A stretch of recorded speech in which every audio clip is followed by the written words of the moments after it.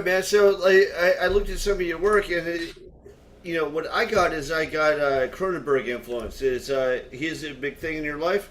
Oh, absolutely. Yeah. I remember the first film, my dad saw The Brood at like a local film festival, like in the 80s. And like, when I was old enough, I was like 16 or something, he showed it to me. And that was sort of the bug right there. And yeah, I've been really fascinated with his work ever since. And yeah, I just draw a lot. I just find his preoccupation with the body is very interesting to me. Um, Yeah, it seems like it's smart horror too. Like it's not. yeah, it's very intellectual, and yeah, like I had kind of the opportunity to see him speak and stuff, and yeah, he's a really like intellectual, well-read guy, and yeah, that really comes across in his work as well. Nice. I know that he got in a little bit of trouble because his early movies, he got like a grant or something from the Canadian government, for the arts or whatever. And people were like, "You're making these horror movies with it?" Yeah, yeah, he got in shit for Shivers, I think it was. Yeah, yeah, because it's basically like, yeah, our taxpayer money is going towards like this horror porn movie, basically. Well, what better could it go towards? Exactly, that's what I want. Porn Where my star in my one of tax. them? What was I'm the sorry. Shivers? They had the porn star in. Oh, that was Rabid. Yeah, it was Yeah. Marilyn Chambers. Yeah. No, I think he's brilliant. He's obviously one of the lasting legacies of Canada. You Oh, know, absolutely. Yeah. I think Cronenberg kind of lucked out a little bit, and then his early stuff, like he was an artist, so he got Mhm. grants and he was able to do something. It wasn't like you have to make this much money at the box office or else. He was like, no, I'll do something cool. Yeah, he seemed to, yeah, I've always had that freedom pretty much. Yeah, I remember there were even like George Miller who did Robocop or not Robocop who did Mad Max, Mhm. and the original Mad Maxes were awesome, and then the new one Fury Road was awesome, and I remember when he did Mad Max and it was kind of a hit down in Australia. Then he came to the U.S. and he did Road Warrior, and Road Warrior he planned to be like Fury Road, but they said no, we need a love interest. So that Uh, whole thing, if you saw Road Warrior where the camp and all that stuff, that's what Hollywood made him they include. He was going to wrote be a it in. Fury Yeah. Road back when he did Road Warrior. Oh man, yeah, that's such a bummer. Yeah, it was, Hollywood just screws with everyone, but Yeah. that's almost like society. Yeah, Yeah. that's a reflection of it. Yeah. Yeah. So I know it was Lovecraft always a big influence when you see. I mean, not Lovecraft. Lovecraft might have been a big influence on me. But was Cronenberg a big influence on you when you first started writing? Yeah, absolutely. I find yeah, because it's the thing that drew me to him was like the body horror. And like growing up, I wasn't the healthiest person, so I kind of really identified with that. It like to me, anything kind of occurring within the body, it's so inescapable, and that's much more frightening than an external force, Right. uh, something supernatural or whatnot. So yeah, I always identify with that, and I'm trying to find different ways of like, I like approaching horror as kind of like a metaphor and using the body as sort of like a vessel for that. Okay. Would you say that you more like they're kind of dark tales that use horror to tell the story as opposed to they're horror tales? Yeah, that's a good way to describe it. Yeah, because I wouldn't shy away from the horror label, but yeah, like they're definitely it's just kind of like, yeah, my mind works that way. It's just like that's how I kind of see things and uh you Well, I know, remember like some of the most iconic early horror stuff, like Doctor Frankenstein. Like when Mary Shelley wrote that, I think what she was trying to do is convey a story about humanity and how cruel we can be and how we don't see how we affect other things. Because I mean, I personally identified with the monster, right? I oh, thought, absolutely. Yeah. poor fucking monster, and he just wants to be left alone to live his life, and they're treating him like shit everywhere. They're trying to kill him. Then Dr. Frankenstein finally feels bad and makes him a bride, then kills her because he's like, oh, I Yeah. can't bring another one in the world. So that would drive anybody mad, I think. Absolutely, yeah. But I think a lot of modern horror writers have kind of like lost trying to tell a tale from a dark premise as opposed to they're like, yeah, we'll just put like the most graphic scene humanly possible. Yeah, yeah. The way I see it, it's kind of like a lens. Like that's how I approach my stuff. Like, because like uh, I don't try to like. There is some pretty like extreme gore in some of the stories, but I don't sit down and I'm not like, hey, I need to write the most fucked up thing imaginable. It's just like Right. if it occurs organically as I'm writing, then I'll just let it happen. But yeah, it's not the goal generally.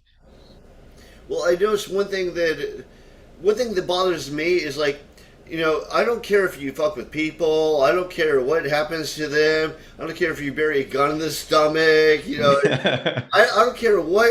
All that stuff is fascinating, but just don't fuck with animals and don't fuck with little kids.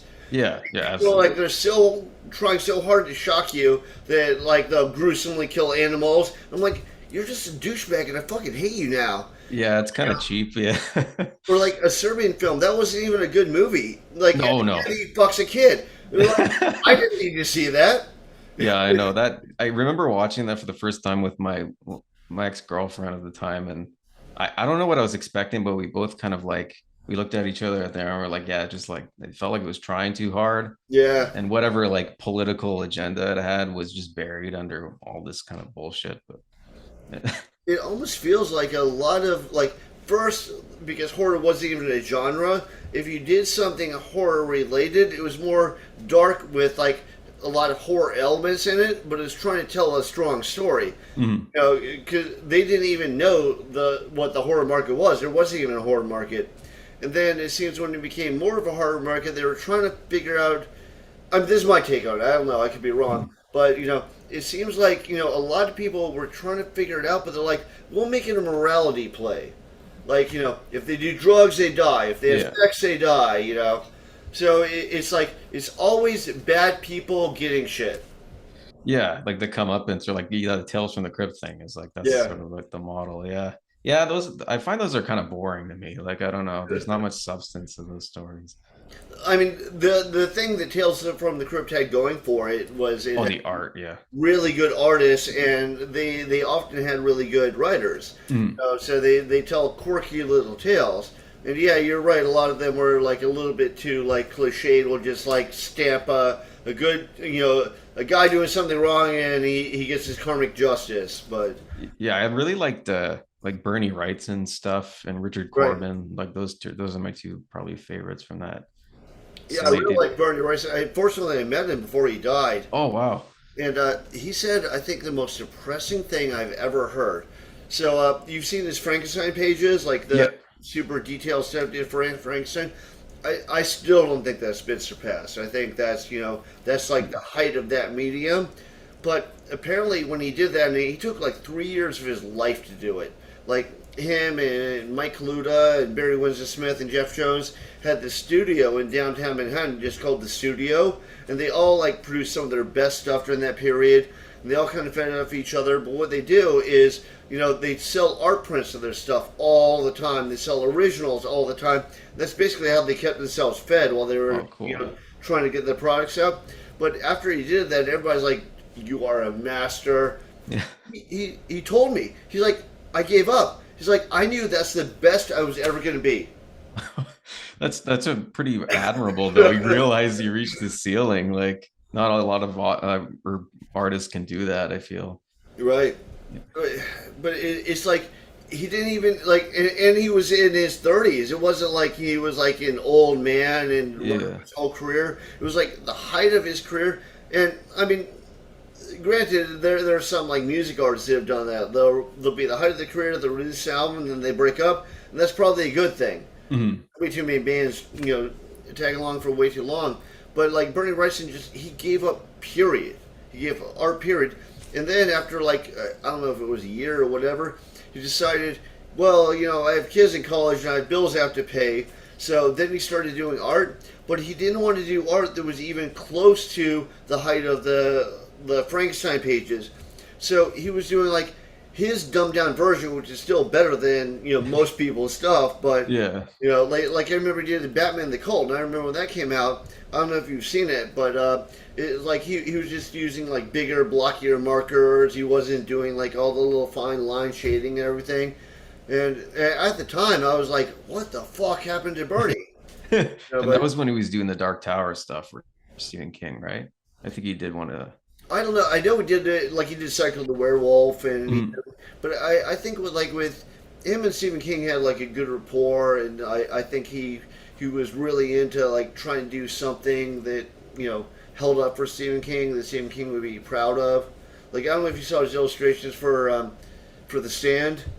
oh yeah, yeah, those are great. Yeah, Yeah, and that if you notice, they are a little step down from his Frankenstein stuff, and yeah, so I think that was him like trying to do his best post Frankenstein, but not do Frankenstein anymore. yeah, because he And, like the poured cult, basically his yeah, life into Frankenstein. Yeah, yeah, and I think the cult was more like I'll make some money for my kids at college. yeah, yeah. Practical reasons. Yeah, no, but you're right. It is like a fine line between like knowing when to stop and maybe quitting too soon because you get overwhelmed by something. I don't know. Yeah, because like that's something I like. I mean, I'm just starting, but like I do kind of like get in my head a lot about everything that I work on, and I think like the key is like as long as you're like still passionate about it, and it doesn't like you're not sitting down and you're like hating every second of what you're doing. I think Right. that's that you need to actually enjoy writing. Like I mean, I'm sure all writers go or artists go through those fluctuations where you're like sometimes you're just like you don't feel like it. Like COVID just absolutely nuked my creativity, for example. Like I was working on something and it just got sidelined. um What did COVID do? What was the I don't know, because I think a lot of friends were saying like, oh man, this supposed to be awesome, like you have so much free time, and I don't know, yeah, it was just like it was not conducive to creativity for some reason. It was just like I was just so hyper aware of everything that was going on that I didn't really have enough headspace for creativity, I guess. Like I don't know exactly the reason, but well, I remember there was this meme going around. It was like Marilyn Manson, and he's like hiding behind some shades, like some window shades. He's like, I've been preparing for this my whole life. yeah. Yeah, just being. Yeah.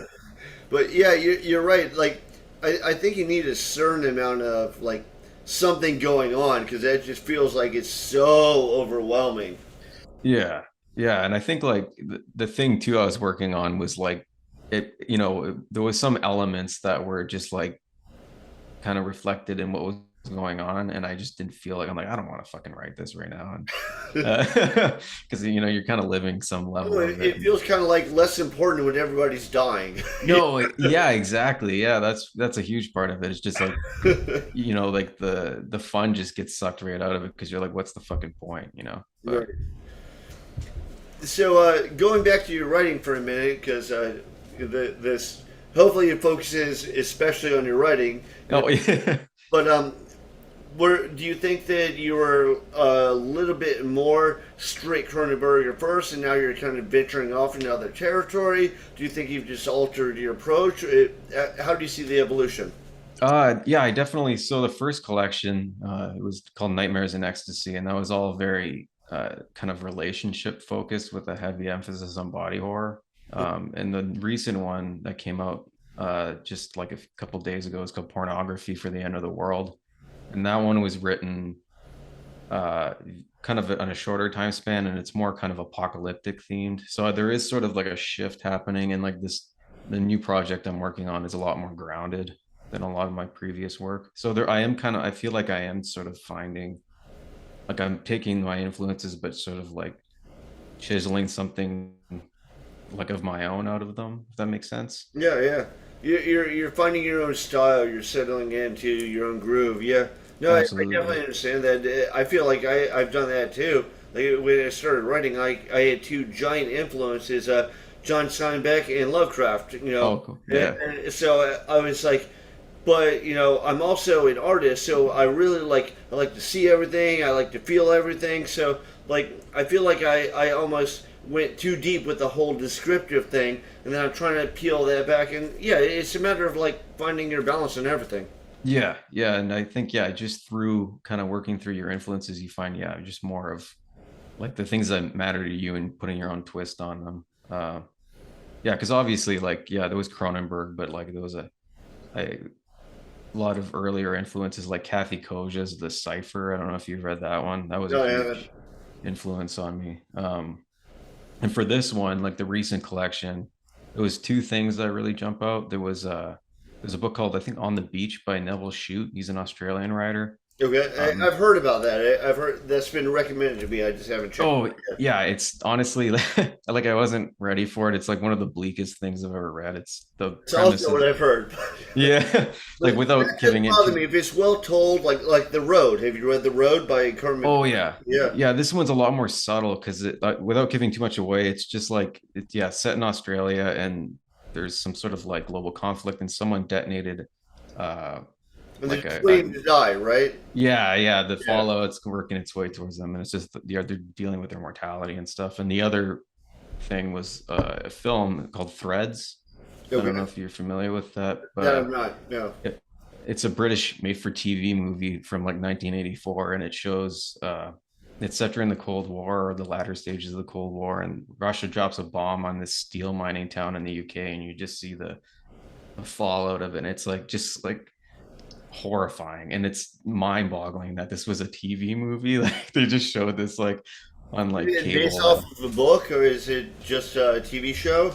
no, just a movie. Yeah, like a made-for-TV movie, and because it starts like it has like a a really bare bones drama plot, like a girl is pregnant with her boyfriend's child and whatever, and What's the but name it again?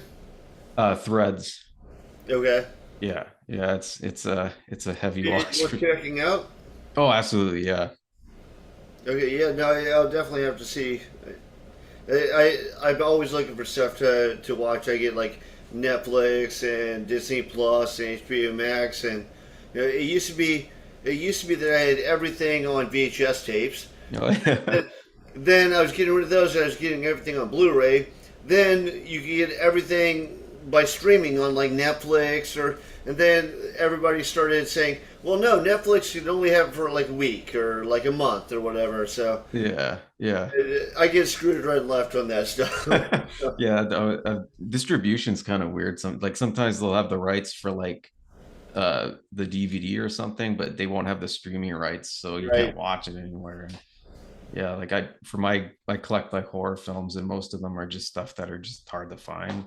So I right. can, it's available to watch if I want to. But Well, there's stuff that I will buy on Blu-ray that I'm like, yeah, I will never find this, or it'll be yeah, really hard to find. So I can at least keep it on Blu-ray and I can watch it whenever. yeah, exactly. Yeah. So aside from Cronenberg, what else was a big influence on you? Well, I kind of grew up like during when Bizarro fiction was really taking off. Okay, Um, so like all those writers from like Portland and stuff, like Carlton Melick III or Jeremy Robert Johnson, like all those guys. Yeah, I was in high school when I was starting to read them, and then it informed a lot of my early writing. I just really appreciated like how wild it was and just their approach to the surreal. And I was lucky enough, like later on, actually, I traveled out to Portland. I went to BizarroCon and met everyone, and so that was really cool. But yeah, so Bizarro was a really kind of formative, and it helped me just uh, let loose, I guess, in terms of like what I thought was possible in writing. Because because when you're reading a lot of horror, it's a lot, especially 80s stuff. It's very kind of domestic. right. So I appreciated like Bizarro was just like there was no rules and kind of just wacky and Domestic and formulaic too. Like a lot of yeah, it. Like there were some breakouts, and then everybody just wanted to copy the breakouts. Like, well, it's not a breakout anymore if you did like a third-rate version of like the original Texas Chainsaw Massacre. Brilliant, but yeah, all the movies that tried to exactly copy it with like slightly different characters and names, you're not doing anything original. exactly. Yeah, a lot of yeah, you're right. A lot of that 80s paperback fiction was like just cashing in on kind of Stephen King tropes and yeah, Yeah. but there was like yeah, Kate always kind of buried in there somewhere like this like amazing stuff that was just really kind of different from the rest. I think Stephen King is a little bit of an underrated writer, but I think that part of the reason why he's under, I mean, he describes his work as like the equivalent of a Big Mac and fries. Yeah, he undersells himself. Yeah, Yeah. and a lot of the stuff, it like especially later on, has gotten very wordy, and Mm. he has a little bit of trouble with the ending. but he has some great characterization. Like his characters really feel like they come to life and they exist in real time. Oh yeah, that's definitely the strongest part of his stories or his characters. Yeah. Yeah, I think his writing is really smooth, but just his like there are people that have better ideas, but they're not as strong of a writer. Like I would say Lovecraft was like that. I would say that Clive Barker is like that. Mm. Like Clive Barker, if you read his books of blood, they're brilliant. I think they're genius. Oh yeah, they're one of my But favorites. Yeah. at like 30 pages or 50 pages, you're like whole story told. Yeah. When he does a long novel, you're just kind of like it doesn't flow quite like I would like it to. Yeah, yeah, because it's very different. Yeah, a whole different experience reading like, The Great and Secret Show or like Weave World. And then one of Right. his, yeah, because, yeah, just the Books of Blood, it's just like condensed genius and all like, Like yeah, and Wallhead Rex or Tale of Two Cities, yeah, Yattering and the Yak. I thought the Yattering and the Yak was brilliant. yeah, that's one of the underrated ones I Oh find. yeah, It works as good comedy. and he had kind of his like heroin phase where like if Yeah. you read Books of Blood, they're not bad. They're just like very similar, Mm. and not a lot happens. But it seems like he got past that. Like I don't know if you read Midnight Meat Train, Yeah, but I have a it's like that's like the old Clive Barker coming back. Yeah, so I have a funny story with Midnight Meat Train. So the first time I ever read Clive Barker, I was hospital. I'd had my hip replaced, and I was like totally drugged out on morphine, and so I picked up Books of Blood beforehand, and I was reading through Midnight Meat Train, and I fell asleep, and I was having these like morphine induced nightmares, and then I woke up and just threw up on the floor, and yeah, it was just like really memorable for Clive Barker experience. It probably would have been like that's perfect for my film. Yeah, yeah, Like yeah. It was like I've met 4D Clive Barker. Yeah. I've met him at a number of he's been at a number of horror conventions and like Monster Mania in Jersey I'd go to quite a bit and I've seen him like 3 or 4 times and he's not too healthy. He doesn't No, yeah, doing that well. yeah, I saw him. It was that's when Stephen King was getting a Lifetime Achievement Award, and I think it was 2008, and he was one of the guest speakers. And yeah, I noticed. Yeah, he seemed like he was like fighting something. Mm, Yeah, he seems all worn out. Like he's like young Clive Barker was like a young Neil Gaiman. He was like all punky and everything. yeah, Later on, he's like all kind of hobbled over. yeah. Neil Gaiman looks kind of like a older version of himself. Oh yeah, exactly. Yeah. Like I met him back in like 1990 or 91. He was signing copies of Sandman when he was doing the Oh, comic. cool. And I wanted to be a comic artist, and I was like, oh man, I got to beat Neil Gaiman. And I brought my storyboard pages. I mean, I'm all of like 16. But I Yeah. brought my storyboard pages up. Like, I'm going to meet the famous Neil Gaiman, and I'll get a job for DC Comics. He was very nice, but he's like, "Oh, this is nice. Yeah, this looks good. Okay, next." Yeah. Fuck. I just go there for a little while, like, "Oh, what am I supposed to do?" And then Yeah. tail between my legs, I wandered away. But no, he was a very nice guy. But he just seemed like kind of like a punky alternative guy, with like leather jacket and just he seemed like a good guy. And now he seems like more or less the same guy, just older. Yeah, exactly. Yeah, yeah, he seems really down to earth and yeah, just really passionate, I think, with what he does. And Yeah. Well, and I think that he's an example of when his first stuff came out. Like there were some good ideas there, but I wasn't like, dude, this is a top-notch writer. I was just mhm. like, yeah, well, he's a talent. But now I don't know if you've read like his latest stuff, like the was it the sea at the end of the lane? Oh, yeah, I think that's my favorite. Yeah, when I Yeah, read that, I was like, he found like this is like the yeah, he perfect found his like voice. I yeah. read that and I was like, wow, he could be talking about almost nothing, and he writes it so well that you Mhm. don't want to read it. Yeah, that's a beautiful book. Yeah, it's just I don't know, it's just something. It's really lyrical and it's like he just yeah he has his own approach to like the fairy tale and it just really works. It does. It does. He melds it all together seamlessly. And yeah, it was a joy to read. Um, so, who else would you recommend it as other authors? Ah. Well, yeah, Clive Barker was in, like, if I had to pick like the two, like Clive Barker and uh, Cronenberg were the major influences. Then like Jeremy Robert Johnson, I'm not sure if you're familiar with his work. He did No. recently was The Loop. He did Angel Dust Apocalypse was his first collection. He did Skullcrack City back in the 2010 or 11, I think that was. But yeah, he's awesome and yeah, super nice guy. Um, also, like, yeah, I'm kind of I draw from everywhere, not just obviously writing and film, but like even like I don't know if you're familiar with like Junji Ito, the manga artist. He No. did like Uzumaki. Oh yeah. Yeah. Yeah, that guy. I just find like he's when you're talking about body horror, he's one of like he's at the forefront right now. Just yeah, just kind of really bizarre and fun. I find that when when I find somebody that they seem to me to have a real talent, I stick with them like Richard Matheson, who wrote Oh yeah, I Am Legend and Stir of Echoes and Hell House. It's like he's even written westerns, and I read the westerns and they're good. oh And yeah, he's he's a awesome. Just talented writer. his writing just seems effortless. That's what I always like. It was like just pours out of him, and that's I was always kind of envied that about him. And another one was kind of left field considering what I write, but Robert Aikman. He's more of a quiet, and he's I guess he's associated sort of in a kind of tangential way to Lovecraft and stuff, but he's just really good at like building mood.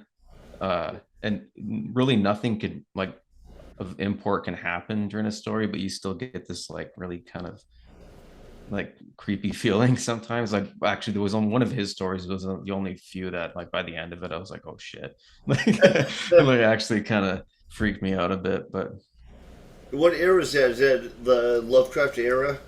oh, later it was I think he wrote predominantly in the 50s and 60s. But yeah, he's kind of like I think sometimes put into like kind of that circle. He doesn't do like the Cthulhu mythos or anything. It's his own thing, but uh, I kind of find with I'm a big fan of Lovecraft, but I find a lot of the people that kind of like veer off and try and do Lovecraft stuff. I'm just really not interested in. I'm like that was Lovecraft's baby, you know. mhm. I love to hear Lovecraft's take on stuff, but it kind of loses it when somebody else does it. Yeah, I find that the two that kind of nail it in my like Clark Ashton Smith and Robert E. Howard when they kind of do Right. his yeah, those are like well, those are around the same time as him. Well, So Robert Howard was a pen pal of his. yeah, yeah, and it's just like his stuff's also like one of those writers that just feels like really effortless. And Yeah. Clark Ashton Smith, I really like his sci-fi stories. Yeah, they're just really kind of strange. And I think there's one called the Vaults of Yovombis. I think that's how you say it, but it's proto alien basically. There's a face hugger type thing in it, and this is written back in the late 20s. Yeah, a lot of people say Alien is kind of Lovecraft inspired, but I mean, you could say almost everything is. Yeah, oh yeah, he's Like a just lot so of modern horror, like the Thing from Another World, the oh yeah. Carpenter movie, which is actually I've read the book that's based on Who Goes There. Mm. It's actually way better than the book. That's one of the few. Oh yeah, no, absolutely. The book is yeah, like because I remember being so surprised, like because isn't it like a weird vegetable monster in the book? Uh, Remember, it was red. It was way more humanoid looking. yeah, It didn't do that thing where it possessed people and they were like heads with like legs crawling around and stuff. That was straight up that was straight up or that was John Carpenter. That was yeah, you know yeah. That movie's still amazing. Yeah. yeah, that's one of my favorite. I'd say if I had to list my like top 10, that would definitely be there. That'd probably be my top five. Oh, me too. Yeah, absolutely. I got to see it in theaters actually a few years ago, and that was pretty cool. It was a fun experience and it was a full theater, so actually seeing like, I'm assuming some of these people were seeing it for the first time and just like their reactions and stuff. So that's always super fun. Right. I think the best interpretation of whether it's Stephen King or Lovecraft is when people they're doing their own thing and they just decide to do one tale that's kind of influenced by the person. Yeah. That to me reads it rings a lot more solid. I know Stephen King did The Mist and that was his ode to Lovecraft. And I Yeah. thought it reads very much like a Stephen King thing, but it also reads like an influenced by Lovecraft thing. Yeah, exactly. Oh, and I'm curious to know. So, like, we're talking about John Carpenter. Like, what would you say, uh, aside from The Thing, what is your other favorite Carpenter film? That's hard. Yeah. He did some real bangers. I really like They Live, although Oh yeah. I kind of like the whole social commentary. Like some of it is very B movie, like Yeah. that long The fight fight scene. scene, Yeah. and like some of the special effects later on. But really revolutionary idea. I thought it was a great idea. Yeah, I have like a really big soft spot for Prince of Darkness. I find like that's one of his I like just thought that was okay. For some reason, that just struck me as like a little bit like I don't know, a little gimmicky, a little bit. yeah.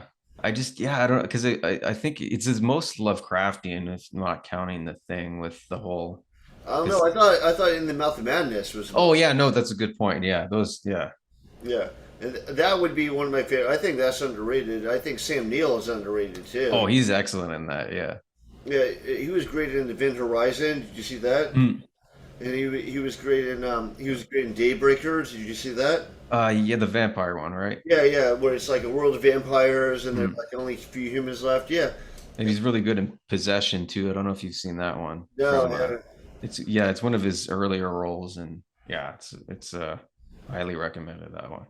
Yeah, no, he plays a great bad guy. Mm. Yeah. But I remember like right around the time that Cronenberg was like breaking onto the scene. My other big favorite was David Lynch, and I kind of felt like David Lynch was a slightly more I don't know, like the slightly more hipster, like kind of straight laced old school Americana, and Yeah. Cronenberg was more the body horror. But they're both kind of doing the same surreal approaches to what was before that. They were more like solid genres that people just watched and they just fell into a niche. Yeah, I love Lynch. Yeah, it's like still to like him, it's like there he has a couple that are just like left field movies that aren't like don't really resonate, but like for the most part, I like love most of his films. Like I think Eraserhead though is still Razorhead is great. yeah, yeah. I like that. I like the Elephant Man. Oh yeah. I like Blue Velvet. I even liked his version of Dune. Like I've read the book Dune. Oh yeah. Yeah. Love the book Dune. It's not the same thing as the book Dune, but I like it. I like both. Yeah. Yeah, And and like even the new Twin Peaks was I thought excellent because the first like my only issue with the original was like that I felt he had the limitations of like TV at that time, so he couldn't just go all out and do what he would usually do. I And so remember this as a one, kid, I used to watch every episode of Twin Peaks. yeah, I couldn't wait till another one came on. Yeah, there yeah. was nothing on TV like that at the time. And you watched the revival too, yeah. I watched a little bit of it. I don't know. I got distracted with something. I mean, there's. It seems like there's always more chaotic stuff going in my life. Oh yeah. My dog died of cancer. Oh shit, I'm Yeah. sorry, man. So, but it's just there's always weird stuff. I have a tattoo shop and it burned to the ground, and we had to do like a GoFundMe and a Jesus. fundraiser, and yeah, it's just like crazy stuff seems to be happening. Yeah, they definitely yeah, not enough time to watch stuff for sure, yeah. But and I've heard mixed things on it, but then again, I heard mixed things on the original Twin Peaks, and I loved it. So Mm. you really got to check it out for yourself. You can't listen to what other people say. Yeah, he's pretty subjective and like with the new one there's I think it's the eighth episode is just like it's all shot in black and white and it's just like it feels like a sequel to Eraserhead is the coolest thing. Uh I was just so pumped when I like just started watching this and I'm like, oh man, he's actually doing this. What was that movie? I didn't watch the one with it's like a farmer that takes his like. Oh yeah, the Disney movie. Yeah, I haven't seen that one. The Straight Story. Yeah, like I. Yeah, I was like, I can't bring myself to watch G-rated David. Yeah, I don't even know how that would translate. Like, Yeah, it's like after you look at Blue Velvet, you with like snorting helium and being like, "Don't look at me! Don't look at me!" yeah, And then it's like a grandpa on a lawnmower. yeah, yeah. And it's I don't know if you heard the story. He tells this a lot where George Lucas offered him actually. So George Lucas offered both Lynch and Cronenberg Return of the Jedi, and obviously Yeah. they both turned it down. But it's just hilarious, like what would make him, oh no, these are the perfect fucking directors to direct a Star Wars movie, like, and like, and obviously like Lynch was like, what the fuck are you talking about half the time? Yeah, I don't know where they get some of this stuff. Like they got the guy who did I mean he did Dead Alive, and they're like, yeah, you should do Lord of the Rings. Yeah. Like what? Yeah. Like I Yeah. love Dead Alive, I love Bad Taste, but it's like, what made you think that the guy who did those movies is going to do Lord of the Rings? Yeah, and that's so wild because, like, yeah, like untested director, in a studio's eyes, and they give him like that was unprecedented for that time, like the budget and like the scale of those movies. And Well, he did like one kind of like indie favorite. I think it's called Virgin Suicides. It's like oh, it was oh fuck, Beautiful Creatures. yeah, yeah. Yeah, with yeah, Kate Winslet and And I think that's what made them go okay. And what I heard is I heard they gave him 100 million, and they thought he was going to shoot all three movies. So he shot the first one, and they go, "Oh yeah, it looks great. Where are the other two?" And he goes, "I need more money." yeah. They're all freaking out, but I mean, those movies have made so much money, they don't care. Oh, exactly. Yeah, yeah, those are huge. I feel like they kind of did the same thing with Sam Raimi. They're like, okay, he did Evil Dead, which I'm a huge Evil Dead fan. I have it on my knuckles. Oh, cool. Awesome. But they're like, the guy who did Evil Dead. Okay, he should do Spider Man. Yeah. Like what? Yeah. But all right, so let's not talk about movies all day here. So, Okay. what are you working on right now? Right now, so it was formerly called The Inoculated, and I started writing this before COVID, and then when COVID happened, I'm like, this title doesn't work anymore. So yeah, it's pending, but it's Wait a minute, yeah. are you trying to say something? Yeah, yeah, I just don't want to. I'm gonna avoid that conversation as much as possible. So like, yeah, I'll change the title, but it's a novella. And yeah, it's kind of there is some elements of body horror, but it's very much kind of its own thing. And uh, I really want it, like, just in broad strokes, it's dealing with sort of the fact that like society, like, is predicated on fear. Like a lot of our decision making is, fueled by fear and stuff, and Right. it's just kind of a play off that More idea. impulsive as opposed to being well thought out and calculated. Yeah, exactly. And just how, like, drastically people can respond to that. And yeah, and it's hopefully that'll be kind of like within the next year or so. But yeah, the most recent one is this guy here. So with Weirdpunk Books. Okay. Pornography Pornography. for the end of the world. Yeah. Yeah, and this is a collection of nine short stories. Okay. From yeah. And They all take place in roughly the same universe. Are they connected in any way? no, they're all kind of all there's kind of a thread of like there's apocalyptic thread running through most of them. Okay. But yeah, they're all very different. But is it the same apocalypse? No, very yeah. So there's like a nuclear one in one of the stories. The other one, kind of, I don't know. It's more some sort of incident awakens these like Lovecraftian beings, and there's a Okay. connection to like film, like old film media and stuff. So yeah, I just try to like I was just really kind of testing like how I could, how many different ways you can end the world in a story. Would you say it's kind of like I'm a fan of Philip K. Dick stuff, and when he put out like a collection, because he mostly wrote like short stories and novellas, Hmm.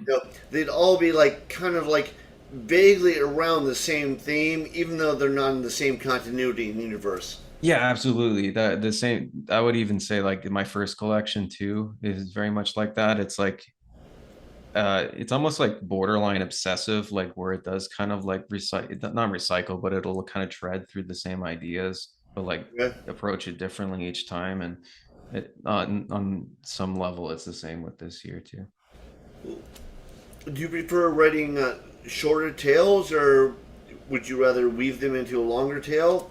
I feel like right now I'm just really like I'm more used to writing short fiction, and I feel like I've reached a point where I feel comfortable doing it. And I'm still learning. Like the novella, it seems like kind of like the next natural step, just slowly building up to, novel form, because that's a whole other thing. Like I've written novels in the past like that, just are not going to see the light of day because they're just, fucking bad. But you kind of have to go through that, I think, like to get to the point where you feel comfortable with it. And I'm the kind of writer that like I'll write not for the shorts, but for longer fiction. I'll go through like 5 drafts of a book before I feel even That's remotely. probably good. Yeah.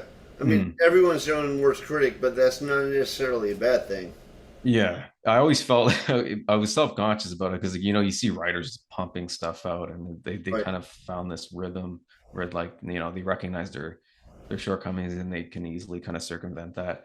And that's something I'm still learning. And yeah, my draft, the number is slowly shrinking, so I see that as a good sign. And that's sort You're of the kind of goal. getting a groove and you're going, this is what I need to accomplish, and it doesn't take you as long to figure out how to do that. Exactly. Yeah, and I also I don't know why I do this because it's bitten me in the ass multiple times, but I write first drafts by hand. Okay. Um, and once, like for my publisher, I told them like, okay, I'll give you this draft by this date, and I realized I hadn't typed it out yet, so I had to like it took me like 3 days, like 3 full work days, just to translate the stack of like handwritten paper. But it's just there's just something about like the tangibility of it, and I can kind of edit as I go, and I just find it's more liberating to write by hand at first. And Well, I found out, like, my first couple of books, which were never published, they never saw the light of day. That's probably a good thing. yeah.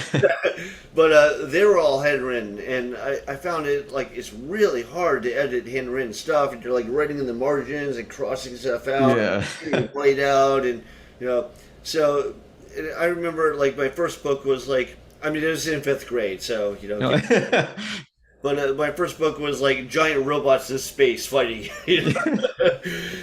So, but I think when I got to the point where like and originally I told you I wanted to be a comic artist, so I was like, that stuff you don't do digitally, so I'd be sitting down and drawing out of that. By the time I got to the realization that probably illustrated books is what I wanted to go with, it gave me the most control and all. I keep going about this forever because I have a Yeah. lot of like life experiences and bad experiences with publishers and stuff. But when I decided that, I had a computer to work with, and that was so much easier because you can boom, boom, edit. How much would it take you to do for 1 page of a graphic novel? How long generally does that take? All right. Well, when I interviewed with the Vertigo line DC Comics. The editor was Andrew Helfer.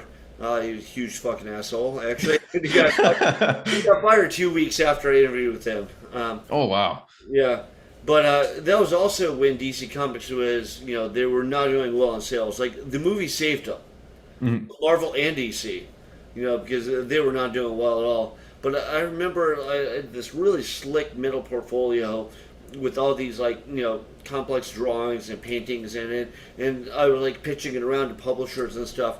And I brought that in, and I remember he was such an asshole. Like I remember like looking there and he goes, I see what you're going for here. This might work in art school, but let me tell you what sells. And he pulls out a Superman comic, and it's a splash page of Superman punching Lex Luthor. And he's like, "You want to do this?" And I was like, "No." He goes, "We don't have a job for you." That was it. That was the interview. Wow. That's brutal. Yeah, but yeah, they basically give you no control because like they said my pencils were too detailed for most inkers. So I was like, well, no problem. I'll ink them myself. Like, oh no no no no. And the reason why they don't is because they want 24 pages a month. Right now, one page. By the way, the pages are 11 inches by 17 inches, so they're fairly large. And one page to pencil it and ink it, it takes me 3 days. Holy shit. You And I know, guess do they take their printer into account too? Like they have a limit on what Oh, they put the there's print. more. Yeah. All right. So there's more to go through. So it takes me 3 days, but I figured if I'm doing it all the time, I can get it down to one page a day.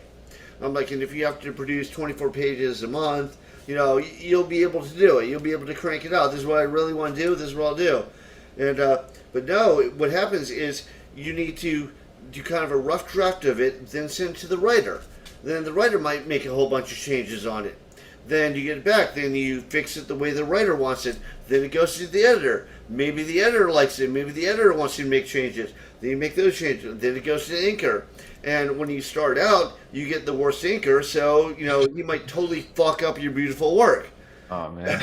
And that happens until you luck out and you eventually get a good inker, a good writer, a good editor, and like everybody who's made it, like Frank Miller and like Alan Moore and stuff, they kind of lucked out.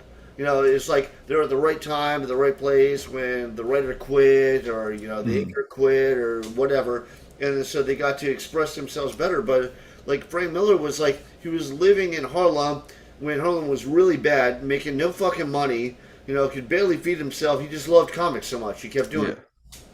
Yeah, that's wild. Like, yeah, it makes sense though, because so I guess like the inkers would just like over ink and like you would lose detail. Is that? Well, more finesse. Like if you look at like Bernie Wrightson, when and I think this is a great example. So Mike Kaluta is a guy who's worked like a lot. He did The Shadow. I'm a big Shadow fan. But he did one issue where he penciled it and Bernie Wrightson inked it, and you can see the difference.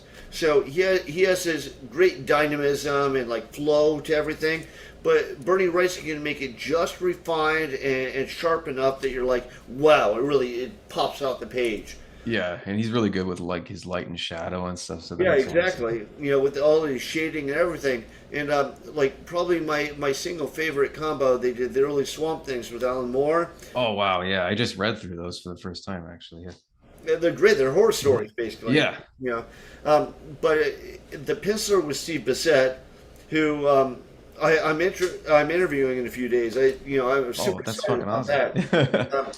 But he would pencil it, and John Tolben, who I think is a super underrated artist, like he developed an eye condition and stopped doing stuff, so a lot of people haven't heard of him.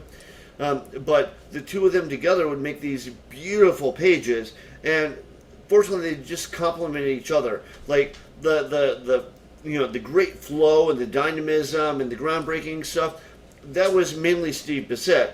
But the sharpening it up so it's all like super readable and eye-catching, that was John Tolben. Yeah, because there's just splash pages in that were just so striking. Like when like get out the Swamp Thing standing in one's corner, and then just kind of like the bayou in the background, and just all the insane amount of detail. But like they lucked into it. Like they were friends in art school together. They went to Joe Kubert School in Jersey. And they graduated from there. They got hired together by DC Comics. And that's when Swamp Thing was about to be canceled. Like, nobody bought it. The sales were horrible. So they did the first issue together.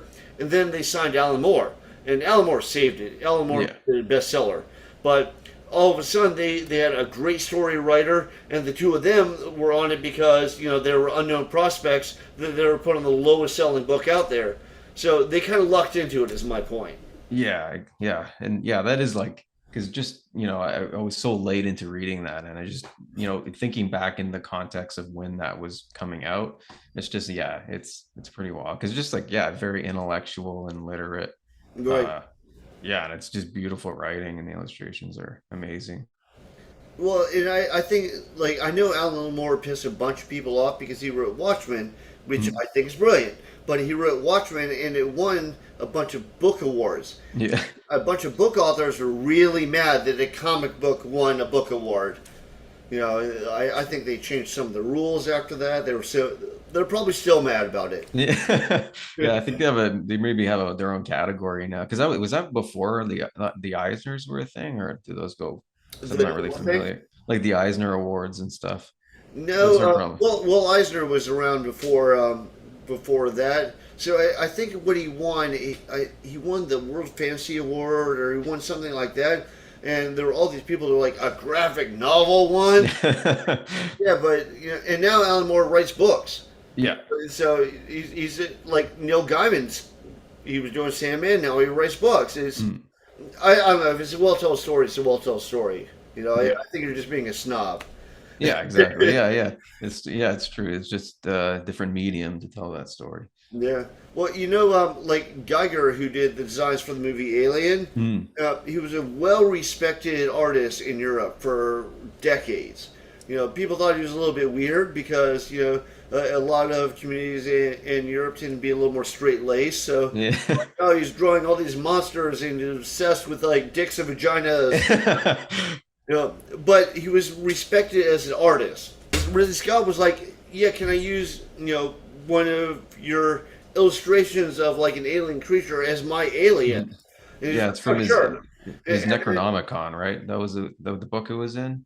well, yeah, later on it came out. It was Yeah. Necronomicon. He put that painting in and a bunch of other paintings in. But yeah. So in that painting, like, it doesn't look like he did that for Hollywood. It looks like he did an original painting, and somebody came to him and said, "Hey, I like that concept." Yeah. But then Ridley Scott, and by the way, Geiger went to he wanted to be a commercial artist, but his dad said you might never make it as an artist. You might never make enough money, so you have to go to school for architecture. So actually, what he has a degree in was architecture. So if you see Oh wow. he does like landscapes and stuff, they're like still well planned, with perspective and everything. But so Ridley Scott asked him, and he drew the alien world and the spaceship and all that stuff, and he won all these awards, for like best what is it best graphics, best design, best all this Oh yeah, stuff. yeah. But the minute he won that, he got demoted by the art world. So now he was just an illustrator. Oh, because they're They're saying like fucking it's so good. snobs. That's why. Yeah. Yeah, because his stuff's amazing. I have one of I forget what it's called, but it's one of his art books at home, and it's just like beautiful, like Yeah. full page. Well, I met him. I met him when he was really old. Not long before he died. He died not too long ago. But he was a nice guy. Hmm. He doesn't speak really fluent English, but he was a nice guy. Yeah. And I remember I've read a lot of his like books about his art and stuff. And at one point he went to South America to hang out with Salvador Dali, and he sent his girlfriend ahead of time, and Salvador Dali saw his girlfriend, and he's talking about. He's like, "Yeah, I kind of knew he would." Yeah. But he was a character. A lot of those early people, I figure, I feel like they were more characters. Like it was like I feel like it was a rougher time. Like the writers, the artists, everything. Yeah, and it's cool, like when you think about like they all kind of like surrealists and stuff. They've crossed paths at some point. Right, Because it's just like Dali and Geiger, like they're on the same kind of wavelength, right. but you wouldn't really Being associate different, them. yeah. Yeah.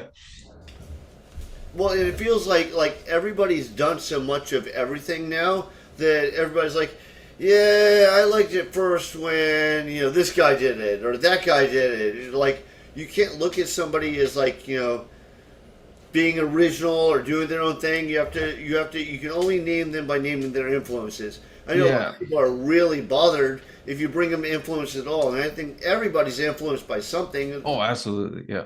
But the important thing is to try and do something original with your influences. Mhm. Yeah, because you have to start somewhere, and like you just got a lot of stories where people, you start writing and you're writing like the writers you're reading, but then Right. eventually, you strike out on your own. I remember. Have you ever read any Caitlin R. Kernan stuff? Yes. Or Yeah, I read The Hounds and stuff. The Red Tree, I think was the one I read. Yes. Yeah. Yeah. Yeah. And I remember the first thing I read of hers was Daughter of the Hounds, which people are like, "Oh, if you like Lovecraft, you'll like that." So I read it. I could tell that she's influenced by Lovecraft, but she told her own story, so it didn't Oh feel yeah. like she's Lovecraft. Yeah, her stuff is amazing. And actually, what was the trilogy she wrote? Like the Black Helicopters was like the middle one. Agents of I don't know. Dreamland. I don't think I read that one. I've read like three of her books or four of her books. Oh, okay. Yeah, these are, I guess they're novellas, but it's a trilogy, and it's kind of like kind of a lazy comparison would be like if her take on the X-Files, but it's Okay. just like totally different. And yeah, it's amazing.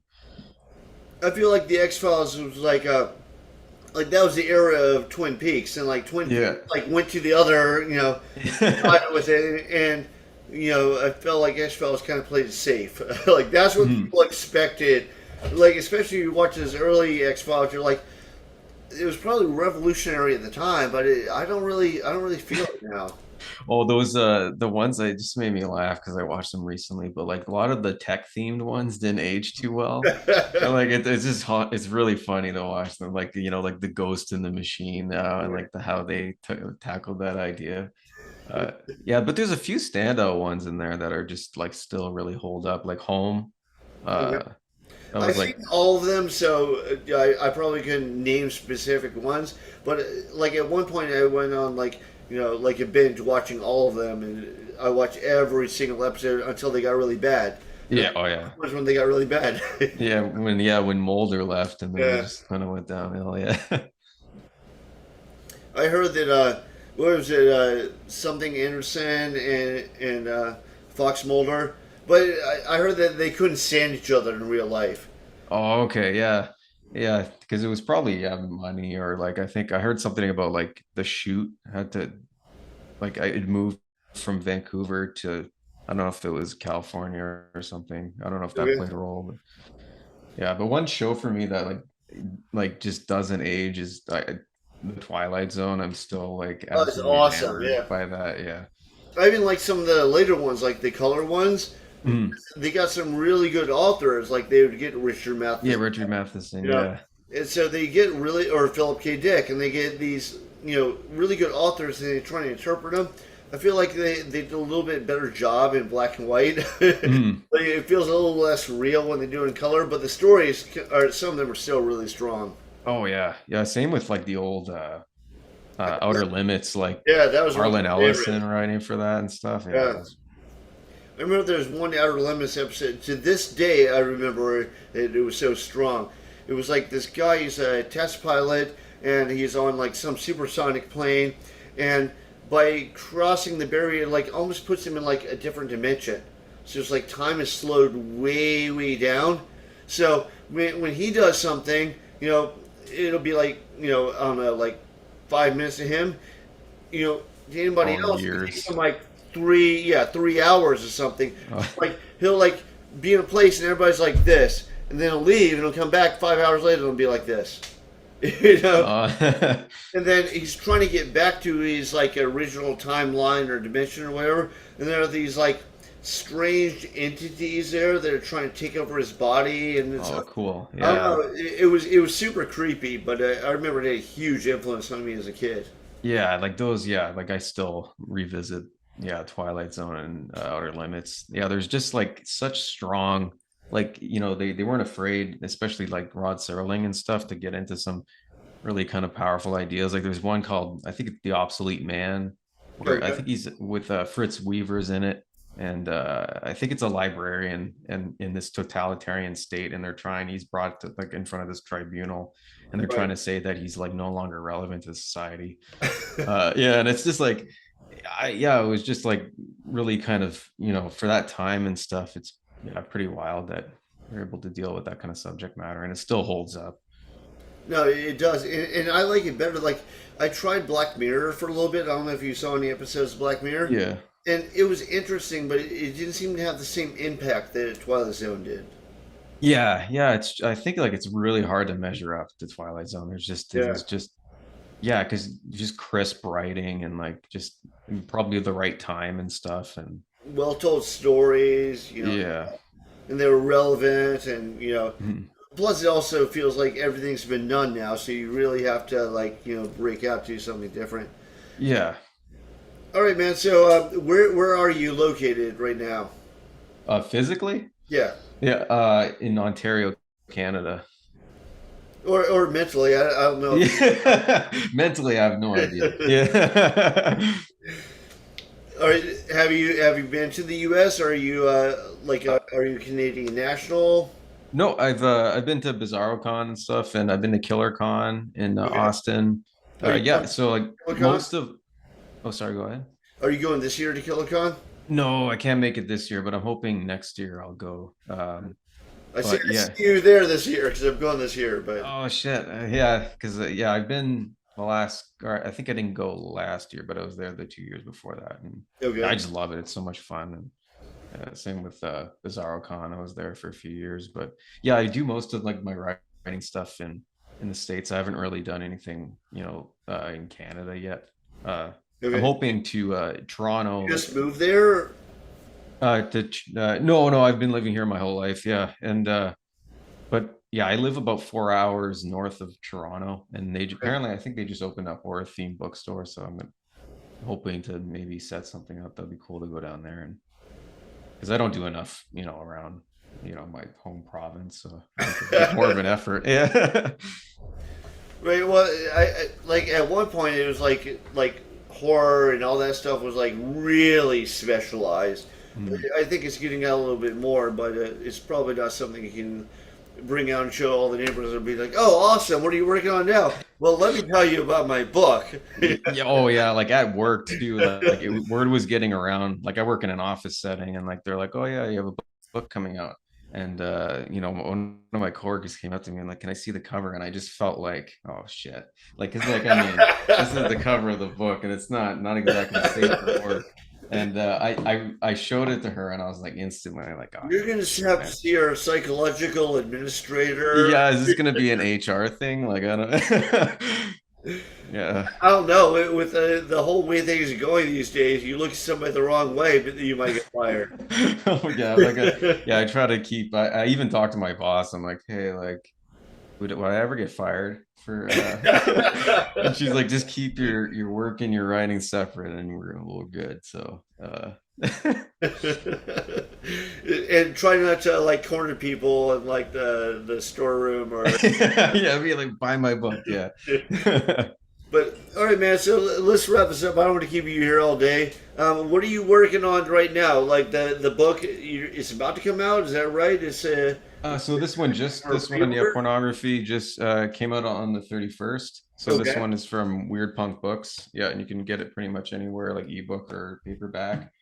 There's Okay, like also, Amazon, Barnes and Nobles, all that stuff. yeah, all that stuff, and yeah, and the next one, yeah, hopefully I'll have more news about that soon because I'm still working on it. But yeah, so yeah, this is the more recent one. Okay, have you tried Audible at all? Yeah, my first collection, Nightmares in Ecstasy, has an audiobook. It's not narrated by me. It's like this really talented guy called Connor Goff, because like I don't trust my own narrating I do abilities. the same. I hear you. And then Yeah. I've always heard like I think Stephen King narrates a lot of his books, and people complain about that. I was like, I don't want people to complain about my books as I narrate. Yeah. They can complain about other things. I don't I don't want to give them one more thing. Yeah, and I can't, like, I have this thing, like I even have a hard time hearing other people read my stuff, or I might, Right. like, if I hear my like a recording of myself. So I was like, there's no way in hell, and I just, I wanted to, hire someone to actually to read it. Okay. So, yeah. It Yeah, makes and sense. it's great. He's a great narrator, so I'm really happy with it. But yeah, that's available on Audible and paperback Okay. and all that. But your new book is not available on Audible? Not yet. I'm slowly working towards doing something with that. Hopefully within the next year or so, because it's general. I think the turnaround's pretty quick. I don't remember Right. it taking too long for the last one, but I don't think it took me very long. There were a couple different people, and my publisher said, "What do you think of this voice? What do you think of that voice?" And then I was kind of given the choice of like, apparently you can either give the narrator a percentage of sales or pay him up front. yeah, I don't know how to sell, so a percentage of sales, which I should not have done because that's my best selling format. yeah, But you know, yeah. I did the upfront, because yeah, I just wasn't sure what, like, yeah, and it just made most sense at the time. But and it was only like, I mean, I guess it depends on the length too, right? Because that's how they yeah. charge per hour. But Well, mine are roughly 300 pages, so I don't get that super cheap rate. oh shit, yeah, mine was only like, yeah, 150, so it was like four Right. hours maybe, so it wasn't too bad. But All right, man. So, where can people see your stuff? yeah, so like I'm on Facebook, Instagram, Twitter, and all that.